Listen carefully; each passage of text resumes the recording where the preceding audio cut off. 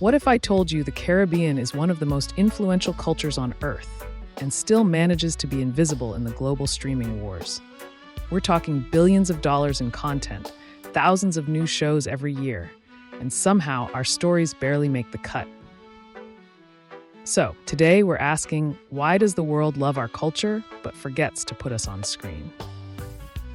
Good morning, Chronicles crew. Today we're diving into the streaming wars and why Caribbean identity is the secret weapon nobody's talking about. The content is there, but audiences are overwhelmed, and somehow the Caribbean is still fighting for a seat at the table. Let's fix that. Let me introduce my crew. We have with us the man that goes by several names, our Dr. Kimar, Dr. K, or DK. Either way, he's our analysis keeping us in the know. Then there's the one, the only resident storyteller, and our friend May, also known as the lady who loves to keep Dr. K on his toes while telling a good story or two. What's up, my peeps? Good morning, everyone, and welcome to the start of another month. Joss, that was a mouthful. What's up, peeps? Hey, Dr. K, you know this month is filled with love, so are we going to be nice to each other? That all depends on you, Lady Love. Let's just see how much love we can show to the people controlling the money and content today, and whether they agree with our analysis. Okay. Starting off with the big picture. Last year, streaming platforms spent over $250 billion on content. Everyone's fighting for attention. Netflix, Disney+, Amazon, YouTube, TikTok. It's like a global content arms race. And the irony is, the more content they produce, the harder it becomes to stand out. Oversaturation is real. People aren't struggling to find something to watch. They're struggling to find something that feels meaningful. Dare I say, that's where identity comes in. People don't want more content. They want content that feels like home. Someone that sounds like their grandmother, looks like their neighbor or neighborhood, or reminds them of who they are. Exactly right, Dr. K. The big platforms are hitting a wall because they're chasing volume, not culture. We're living in the most content-rich era in human history, and the Caribbean is still fighting for a frame. As a region, we shape global music, slang, and style, but still cannot get consistent representation. Why is that? But I wonder if the major platforms realize that identity might be the one thing they can't manufacture. Joss, do you know that diaspora audiences binge regional content for identity, nostalgia, and belonging? For us, it's not just entertainment, it's connection. Caribbean stories travel because they're universal. Resilience, humor, rhythm, survival. And our audiences are loyal, DK. Loyalty means retention. Retention means revenue. That's why diaspora markets are gold for niche platforms. When we go back home, we wish we could see a movie where we can hear a Trini accent or a Guadeloupe dialect. Netflix has algorithms, we all know that, right? But the Caribbean has group chats. Who do you think wins? If we love a new show, the whole group chat knows about it and we're watching it by the weekend. And that's the point. Diaspora demand is emotional, cultural, and generational. It's not a trend, it's a foundation. The thing is, the Caribbean has no regional streaming infrastructure, no distribution pipelines, no unified content ecosystem. And because of that, foreign platforms monetize our culture while we fight for visibility. But Dr. K, let's be real. Where would the money even come from to compete with Prime or Netflix? Yes, money flows to the Caribbean, but the systems it flows through aren't designed to spread it. So it's hard for anyone to invest in something big when the risk feels bigger than the reward, don't you think? May, it's just another way to say this conversation isn't about building a competitor to the giants. We could never. It's more about ownership in a broader sense, owning our narratives, our archives, our creative pipelines.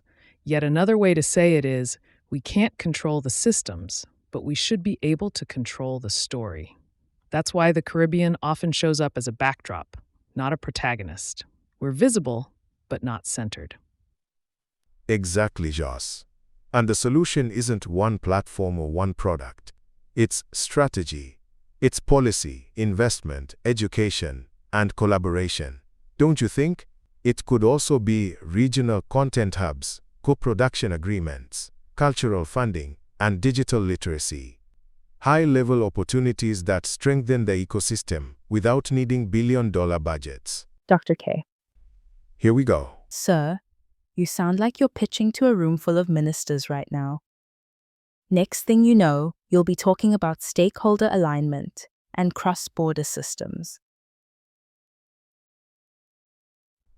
Well, if the ministers are listening, I hope they're taking notes. This is free consultancy. Free? From you?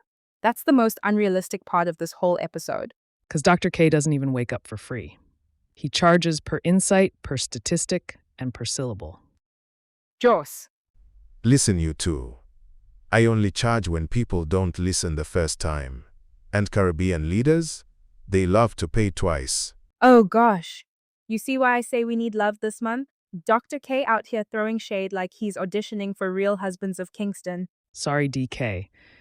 Before this turns into a reunion special, let's bring it back. Because what you're saying is important, isn't it?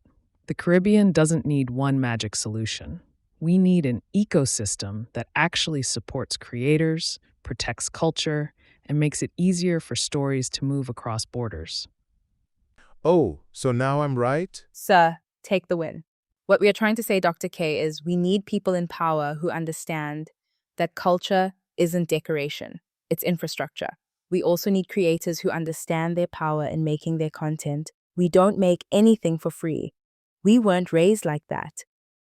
You can't build a global identity if you don't invest in the people who create it. Exactly, Miss Counteraction. And the moment we treat culture like an industry instead of a hobby, everything changes. You know, all this talk about identity reminds me of something that happened last year. I have a Haitian friend, born in Port-au-Prince, raised in Brooklyn. She said, May, everything around me sounds the same, until one day I stumbled on Joe Duet Phil on YouTube. Dr. K, story time, pull up a chair. Don't come for me, boss lady. As I was saying before, I was rudely interrupted. She played me one of his songs. And girl, the way her whole face lit up. And I thought, look at that. One song, and suddenly home didn't feel so far away. I didn't know all of what he was saying, but I felt every word, every beat, every emotion. That right there is what representation does. It makes you feel seen, even without subtitles. I love that. But I have one question for you, May. Did you dance? And this is why I keep you around, to remind me patience is a virtue. You have one more time, Dr. K. Yeah, one more time. Yikes! Look at the time. On that note, let's move into takeaways. We covered oversaturation, diaspora demand, the Caribbean gap, and the opportunities hiding in plain sight. May, start us off. What's sticking with you? For me, it's that Caribbean people aren't asking for a favor, we're asking for fairness. Our stories are rich in love, layered, funny, painful, beautiful, and they deserve to be seen. Now, whether they figure that out or not, we'll keep telling our stories anyway. In our accents, in our rhythm, in our way. Beautifully said. What you got, Dr. K? I'm sorry. I need a minute to wipe my tears from May's speech. What she said was so eloquent. I'm done. DK. May, you know I'm just joking. Carry on, sir. Just go on about your business. Okay then. My takeaway is simple. Representation is not a luxury. It's a strategic asset. And the Caribbean has the raw material, talent, culture, diaspora loyalty. But we need systems that help us scale, not silence us. And the streaming wars aren't about who has the most content. Far from it. They're about who has the strongest identity. Well said, both of you. And to add, for me, this conversation reminds me that our storytelling is not just creativity, it's responsibility. Think about it. Every Caribbean voice, every accent, every memory we put into the world becomes a lighthouse for someone searching for belonging. And when I think about that responsibility, I think about people like Miss Lou and Oliver Samuels, artists who didn't wait for permission to create. They carved identity out of dialect, out of humor, out of the everyday rhythm of Caribbean life. But that legacy also didn't stop with them. Today we have people like Kes the Band from Trinidad, bringing joy, unity, and modern Caribbean sound to global stages. And we have Joe Duet Phil from Haiti, blending compa, zouk, and R&B in a way that carries the heartbeat of his culture into the world with elegance and intention. These creators, past and present, remind us that our stories were worthy long before the world paid attention. So when we talk about visibility, we're not begging to be seen. We're remembering that we come from people who refuse to disappear, and that legacy is our reminder. We don't need validation to be visible. But if you love Caribbean stories, you better support the people who tell them. Joss, you always come with the sermon at the end. I feel like I need to pass the collection plate. May. But to add to that, just make sure the offering goes to Caribbean creators. See, even when we joke, the message stays the same. One Caribbean, moving forward. That's our time for today, ladies and gents. Thank you for tuning in to another episode of Caribbean Chronicles by Joss. If today's conversation sparked something in you, share this episode with someone who loves Caribbean culture as much as we do. Next week, we're breaking down the Super Bowl. Not the game, but the culture. I can't wait to see Bad Bunny put it down. Debbie Tiramas photos. I just know I messed that up. But I love me some reggaeton. We're talking the halftime show, the narratives, and what they reveal about who gets to shape global identity. It's going to be a big one.